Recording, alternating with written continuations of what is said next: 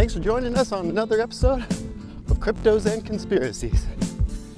Boy, when I bought this drone, I didn't realize how hard it was to get it up in the air, but at least I've lost some weight. Here we go.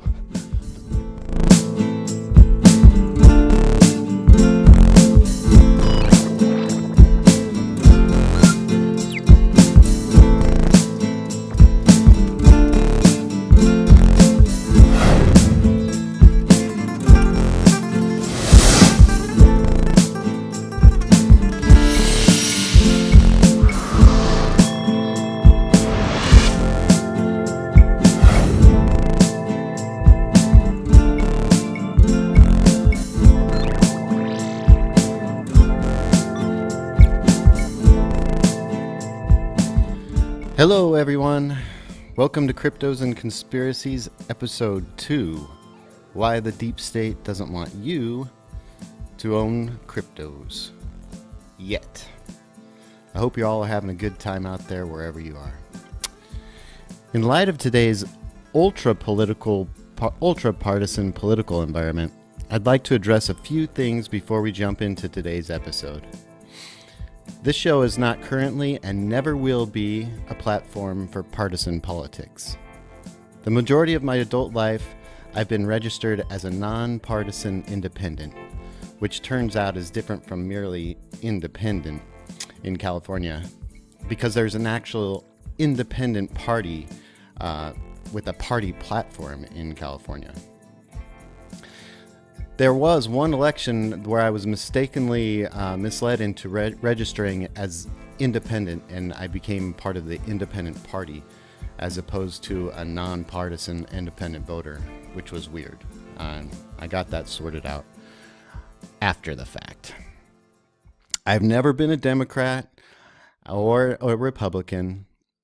However, I have tried on different political affiliations all across the political spectrum over the years. Straight out of high school, I was into the Green Party because, being from Flagstaff, Arizona, I was into the environment and preserving it. My mom was one of the first recyclers of aluminum cans that I can remember, like in the early 80s.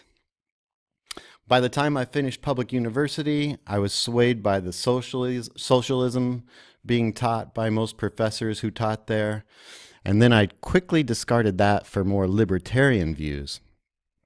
And finally, I came to my senses and registered as a nonpartisan independent. I have tried on all sorts of political ideologies in my life, and I've found that most of them are one-sided, one-dimensional, rigid platforms that constrict people instead of opening them up to every conceivable possibility and idea. I think it's important to establish the nonpartisan nature of this show before we move on. Believe me, there's no hidden political agenda below the surface of this show. Let's move on. Let's jump right in and take a closer look at the term deep state to get started here. There we go. This is from dictionary.com. I do have a bit of a script because this is a really important episode for me. I want to make sure that I don't skip anything. The deep state is a phrase that entered pop cultural jargon relatively recently, but it is a concept that goes back as far as we can collectively remember. Americans have intuitively sensed some hazy, lurking shadow government that wields power behind the scenes. Throughout the years, this powerful group has been variously referred to as the man. Remember the 60s? We're going to stick it to the man. The establishment, the powers that be, the globalists, the system, the machine, the cabal, the good old boy network, the Hydra. Remember the Marvel's movie? I think it was maybe Iron Man, the Hydra.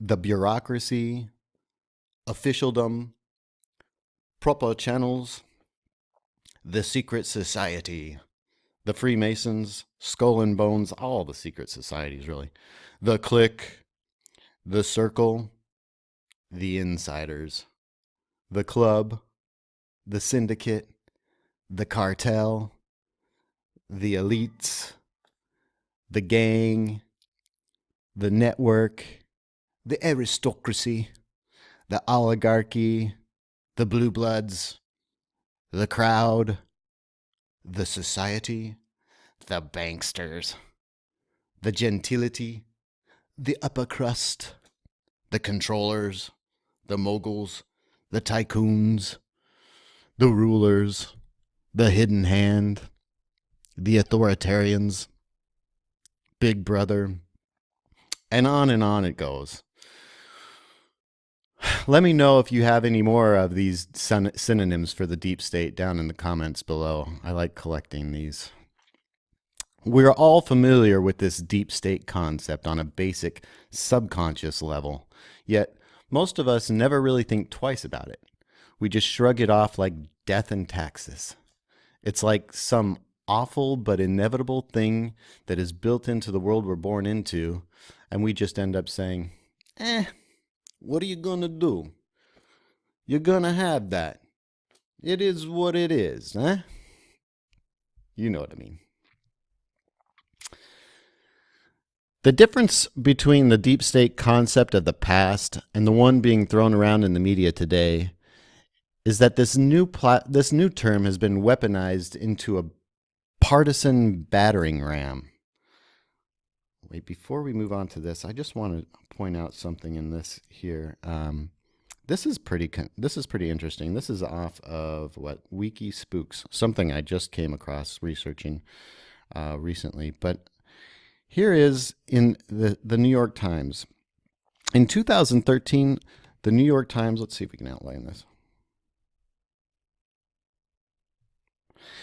Yeah, in 2013, the New York Times defined the deep state as a hard to perceive level of government of super control that exists regardless of elections and that may thwart popular movements, meaning you and I, or radical change, like something like Occupy Wall Street, maybe. So there's the New York Times. Here's another one from the blog, from the World Bank blog. The World Bank, mind you. You think your country has undergone a transition to democracy, or is a democracy? You realize that there are powerful elite formations bequeathed by years, even decades, of authoritarian rule, still able to block progressive change and protect their interests. So that's pretty interesting. But back to this new idea of the deep state being weaponized into a partisan battering ram. Here's an example up here. We all have seen this. It's been on the news forever recently, and it's everywhere. And so, yeah, what I'd just like to point out here is that people are now saying, the deep state is the state, or it's just their political foes. So the Democrats are running around claiming the deep state is run by a hidden group of Republicans, and the Republicans stomp around declaring the deep state is a bunch of leftist Democrats, when neither accusation could be further from the truth. Let me repeat myself. This program and my own personal political persuasions are purely apolitical. This show is not representing the left or the right. The deep state is actually the deep state actually creates the false left-right paradigm or narrative to help conceal its existence and to keep people busy attacking each other. Here's Wikipedia. Actually goes into this false left-right paradigm political theory. I'd like to point this out too. In this inverted totalitarianism, it's talking about, where is it down here? Well, in 2003, the philosopher Sheldon Wolin coined the term inverted totalitarianism to describe what he saw as the emerging form of government in the United States. Blah, blah, blah, blah, blah. And moving on over here to managed democracy. Guided democracy, also called managed democracy, is a formally democratic government that functions as a de facto autocracy. Such governments are legitimized by elections that are free and fair, but do not change the state's policies, motives, and or goals. So that's what we're trying to get at here. More than likely, the pundits and personalities pointing partisan pinkies at the opposite party are actually members of the deep state, i.e., the Donald, because they are the only group that wins by fomenting hatred between different groups. By remaining hidden, they retain their power. In this highly partisan climate we're living through right now, the real winners are those who are dividing the people into mutually hated camps of emotionally manipulated citizens who, not so many years ago, coexisted peacefully and happily. What we are living through is classic divide and conquer, my friends. The British perfected this form of psychological warfare and were able to build an empire where the sun never sets from this tiny island in the North Atlantic. Look here. There's Great Britain, the United Kingdom. And here's where the sun never set. They were able to build an empire around the world. Imagine that, where the sun never sets from just this few people on this small little tiny island. How? I argue through divide and rule or divide and conquer.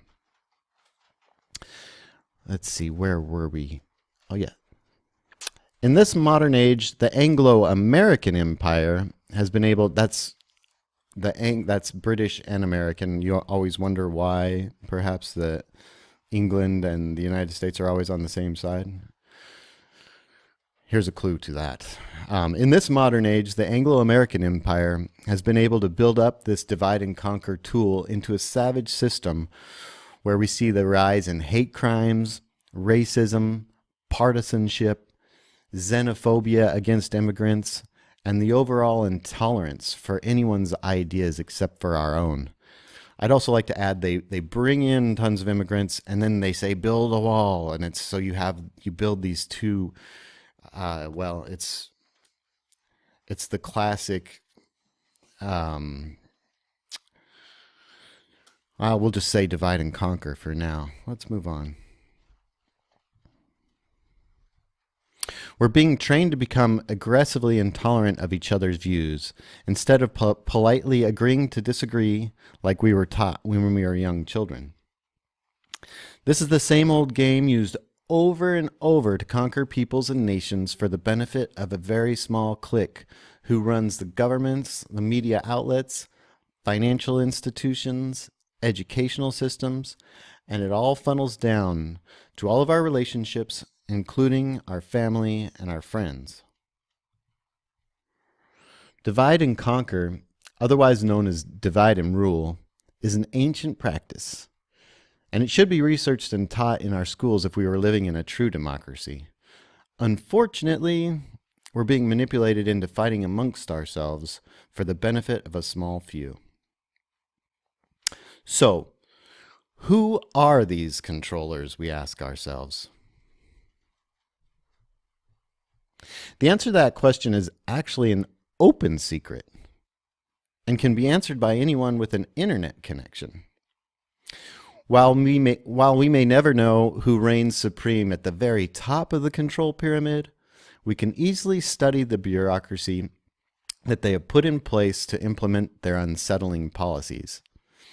This bureaucracy, or shadow government, or deep state, or whatever name you want to call it, is made up of intelligence agencies, government bureaucracies, roundtable groups, steering committees, and planning organizations.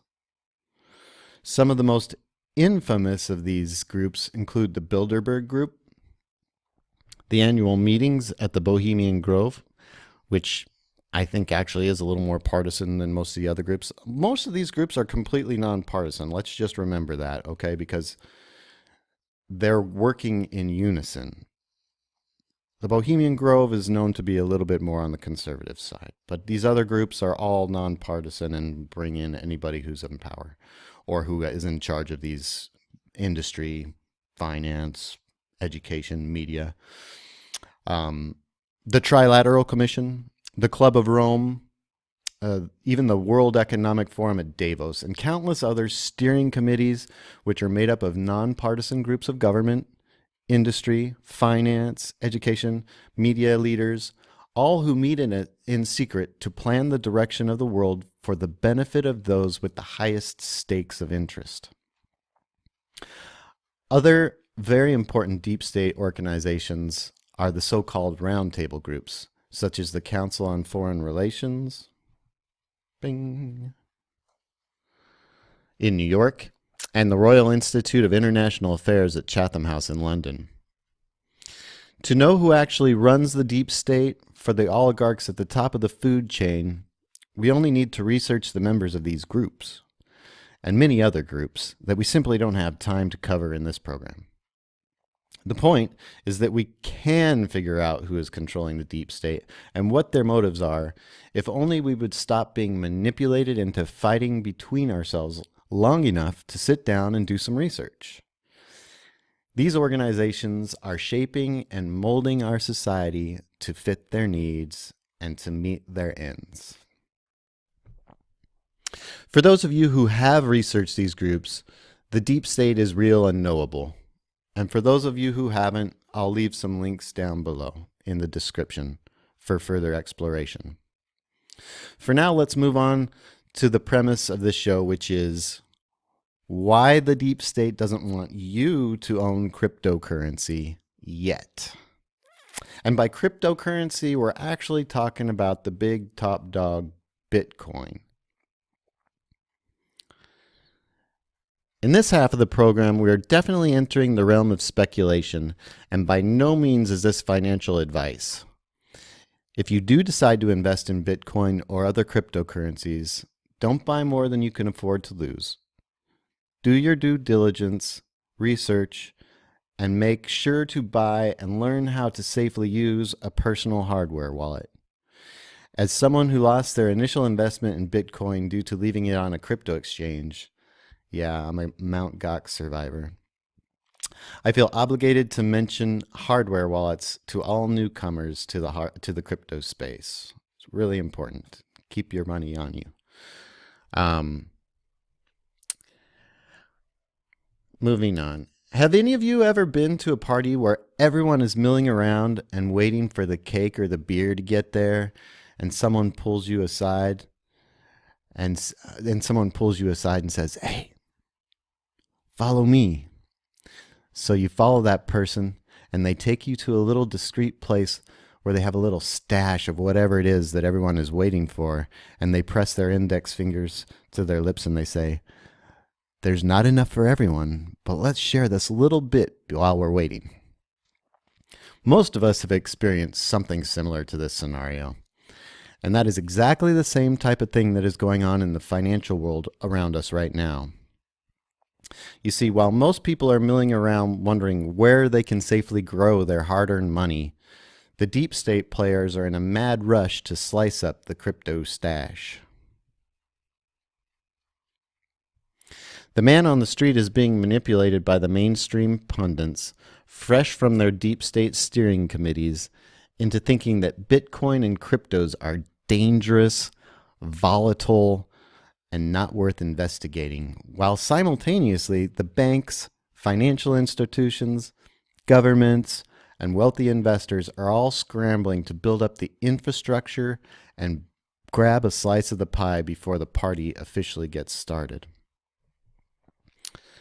If you're not tapped into the crypto news websites, podcasts, and YouTube channels, it's difficult to comprehend how fast things are moving in the crypto space. The biggest players in finance, government, banking, industry, education, and the media are all leaving the mainstream party, and they are rapidly dividing up the crypto stash without a mention on mainstream outlets. For those who are taking note of the accelerated buildup of infrastructure and investment, the rapid and aggressive pace of adoption on the industrial scale is startling. Every day there is breaking news about some massive organization that is entering the crypto market. Let me just move down the pace a little bit here. Governments are actually planning to use national sovereign bonds in Bitcoin. They're thinking about issuing bonds, folks. They're going to issue their own bonds in Bitcoin. Imagine what that means. Blockchain cities are being built. This is one in Nevada. This is pretty crazy. Blockchain cities, folks. There's one in Nevada. There's another one going up in China. Auto companies are building crypto wallets into their latest models. This is really interesting. IOTA and Jaguar Land Rover are getting together. This is really cool. This is actually really cool. They're going to be doing things where it's almost kind of like Waze, where if you do feedback in, say, there's road construction coming up or you report an accident, you're going to be able to earn money in your crypto wallet, your IOTA wallet, and that is going to pay for tolls or parking, different things, or maybe services, getting your car serviced, whatever. It's a super cool way. But these things, just another example of how this crypto and huge finance industries are getting together. The International Monetary Fund and the World Bank have launched Learning Coin for their staff to learn how to use and manage cryptocurrencies. That's a big one, folks. The IMF and the World Bank are pretty big major players. Here we go. JP Morgan. Well, there's the JP Morgan coin now. But not only that, they have a blockchain-based network, the IIN, that allows over 220 banking partners to address payments. That's what we're looking at here, the network for interbank services. This is the same JP Morgan by that Jamie Dimon was.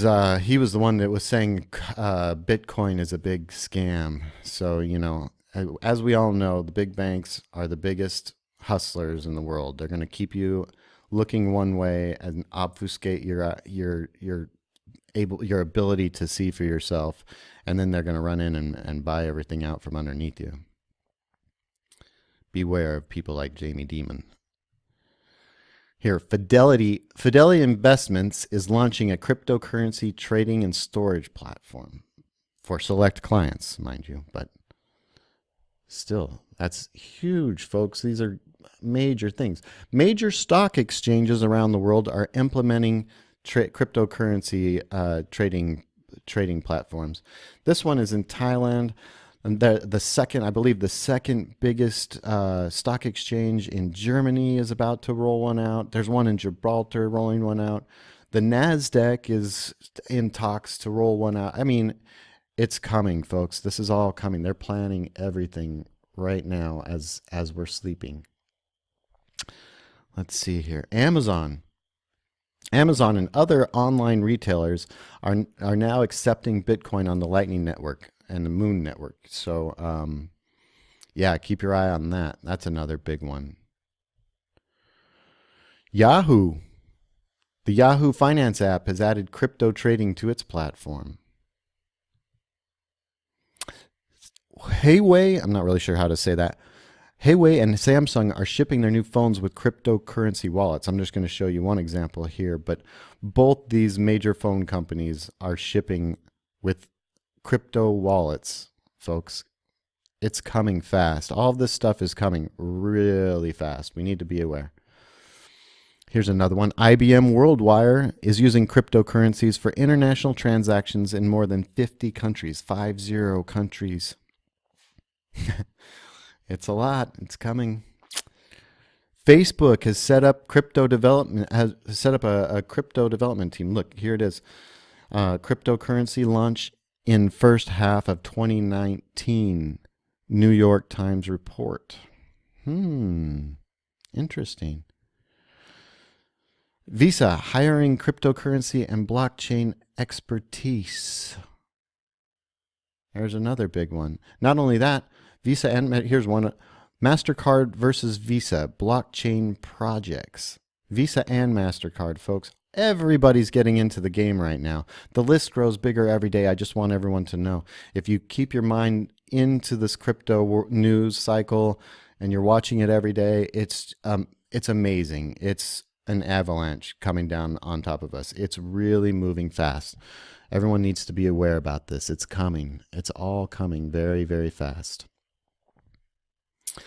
Unless you're actively following the crypto news, you'd never know that the gold rush has started.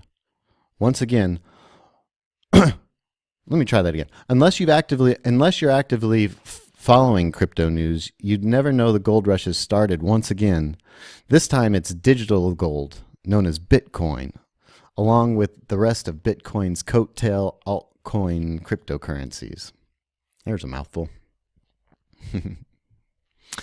So there are a few reasons the deep state doesn't want you to own crypto yet.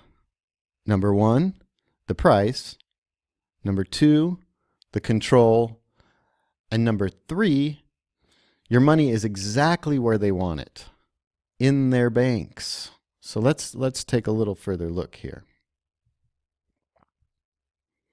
As far as the crypto price goes, it's fairly obvious that as mass adoption of cryptocurrency happens, the price of these digital assets is going to increase.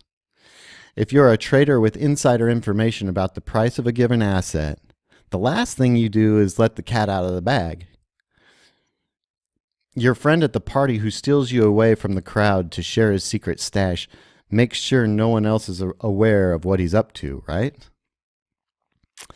The same principle holds true for these deep state operatives.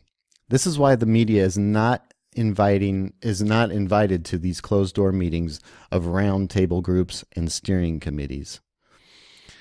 As the general public begins buying Bitcoin and other cryptos, the value will increase exponentially. We saw this happen in the 2017-2018 crypto pump. The big players, the big boys, the deep state, know better than to buy during a buying frenzy. Research the market and buy the dip. As you can see right here, buy the dip. The deep state and the central banks are working on CBDCs, or central bank digital currencies. But believe me, these are as blockchain and crypto related as your bank account is right now. It's just a bunch of numbers on a computer controlled by the central bank. That's what's coming. They planned on hurting the general public. Okay, let's try that again. The deep state and the central banks are working on CBDCs, or central bank digital currencies, that they plan on hurting the general public into using once they are ready to move the masses towards crypto. Right now, the deep state considers Bitcoin and cryptos disruptive technologies because they don't completely control them. The big banks, financial institutions, and governments are in a mad rush to develop these so-called blockchain cryptocurrencies because right now they are feeling existentially threatened by blockchain cryptocurrencies like Bitcoin, because by their very nature, these technologies are decentralized. Banks and governments can't control Bitcoin as it is today. Not at least in its current form. They will certainly try to control them in the future. Right now, we wouldn't need banks if everyone had Bitcoin. We would be free to fulfill transactions with any business or with any person if we all owned Bitcoin. It's peer-to-peer. No third-party counter risk necessary. On top of that, we would also be able to track every dime, or Satoshi as it's called in Bitcoin world, that the government spends, which could conceivably end systemic corruption and black budgets. Imagine if you could follow every dollar you gave to the government and you could see where it was spent. This concept has them quaking in fear.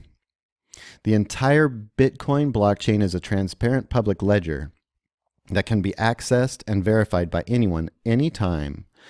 And this system pays miners to secure and verify transactions. thereby incentivizing this beautiful transparency. Not only that, but the total amount of Bitcoin is capped at 21 million. So the central bank can't just print more Bitcoin like they can print more dollars, which ultimately debases the value of a currency and causes inflation. These are the stuff of bankers' nightmares. And that is the reason all of the world's legacy financial institutions are madly rushing in to develop so-called blockchain cryptocurrencies. Mind you, as we just discussed, these central bank cryptocurrencies are going to be as transparent as, well, you know what I'm talking about. Anyways, they're rushing in to develop these so-called blockchain cryptocurrencies that they control, but their digital currencies would not be decentralized nor publicly transparent. Governments are equally concerned by these new disruptive technologies. Imagine what would happen if people started demanding transparent blockchain elections of their governments, like the recent election in South Australia. Look here, folks. South Australian government has completed transparent and historic election. Okay, now imagine what we have now with these electronic voting machines that obviously can be completely hacked and nobody trusts them, right? I hope nobody trusts them. I certainly don't. But imagine if we had a blockchain. I understand if you're not totally up to speed on blockchain yet, but as you research, you'll find out what this means is people can vote and we can verify. It's a completely transparent. It's not that you're going to know who everyone else is voting for. You'll be able to know and verify your own vote in your own little address with, encrypted addresses. But this is a game changer, folks. It would go even further. We could demand that their governments implement a taxation and spending system based on blockchain technology. Take, for example, VeChain. Let's look at that, VeChain. VeChain is something that you could actually follow. Say you're buying a carton of eggs. You can find out if it was actually an organic, free-range place where the chickens were raised, and you can follow it where it went from each store, each delivery truck, all the way through its chain, all the way to your refrigerator. So like VeChain, for example, that could trace every expenditure of the government from the moment it is taxed until the final government purchase. Imagine if we could do that, folks. Wow. Talk about trimming the fat and giving the power back to the people. Of course, the race for our souls is on.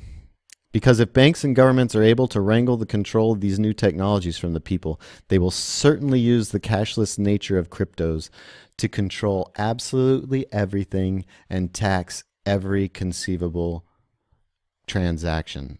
There's even talk, a while back, there was a bank that was going to try and charge people every purchase they made. People caught on to it and stopped it right away, but the bank was actually trying to figure out a way that they could tax every transaction. That's what they want, folks. That's what they're hoping to have someday.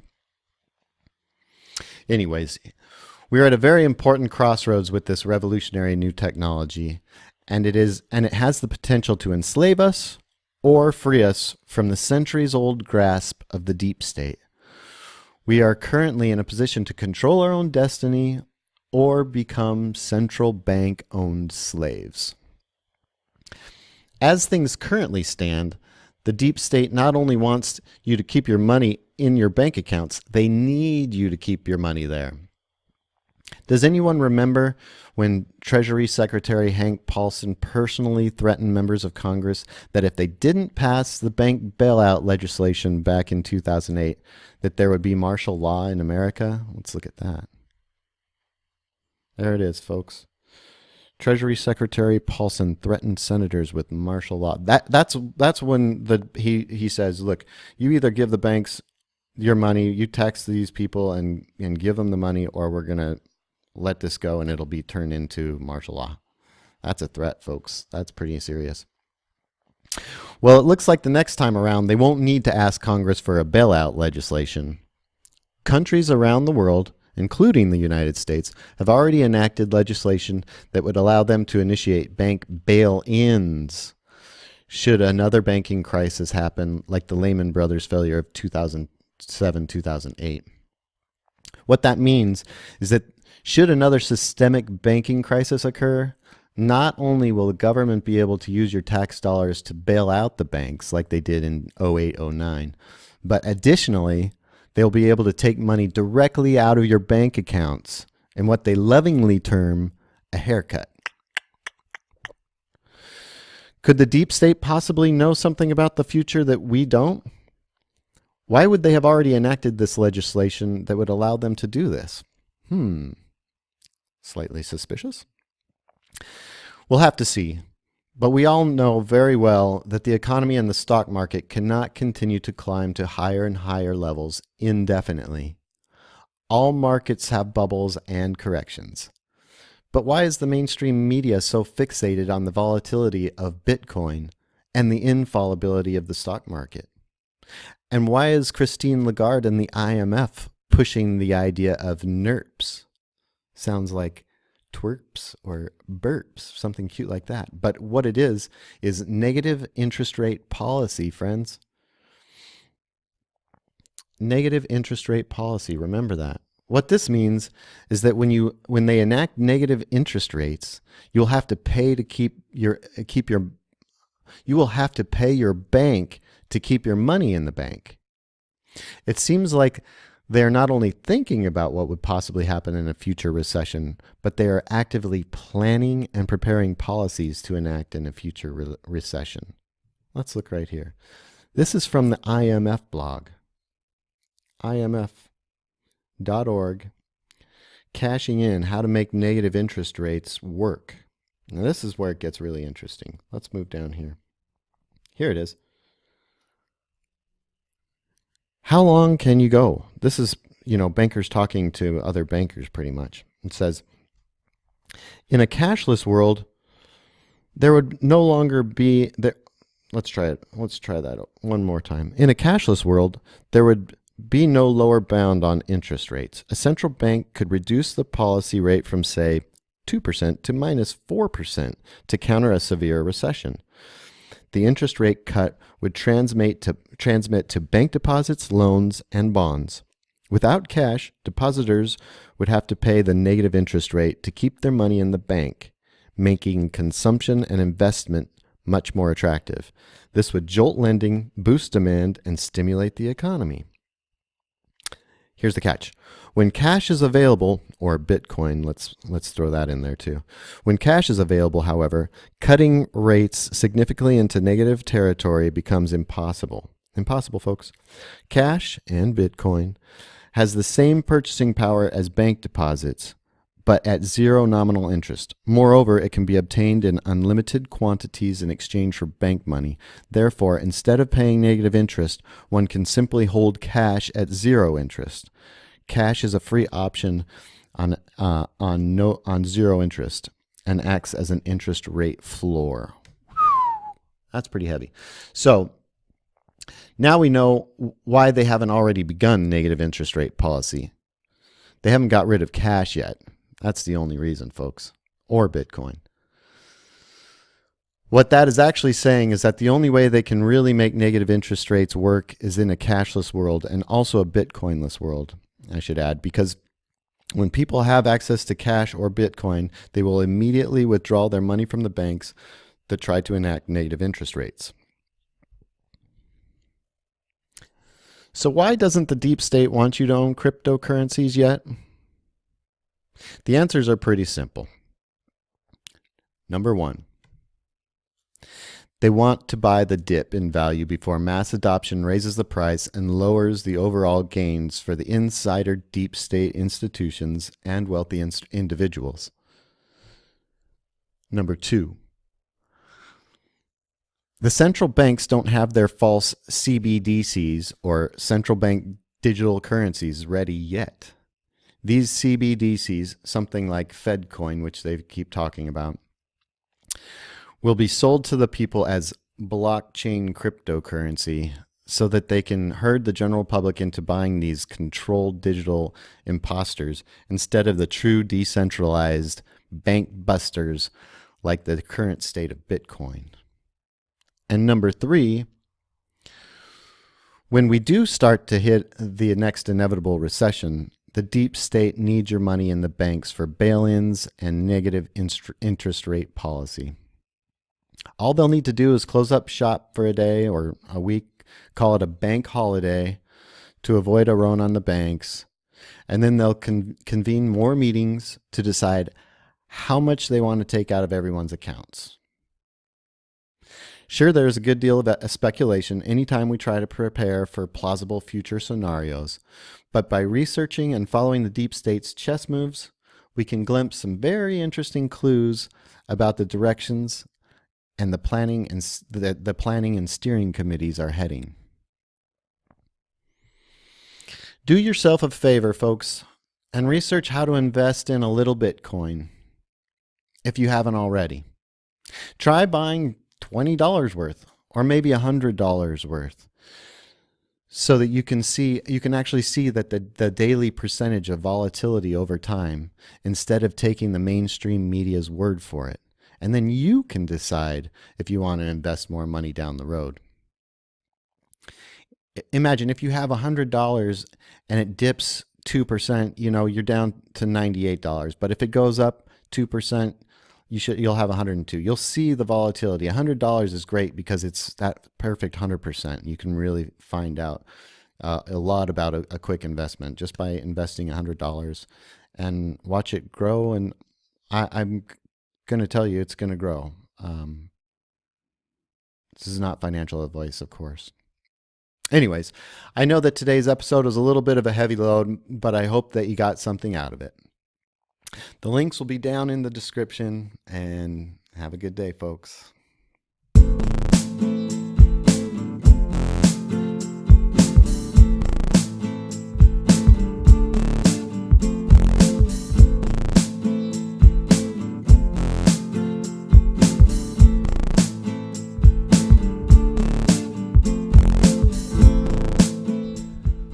Okay, drop.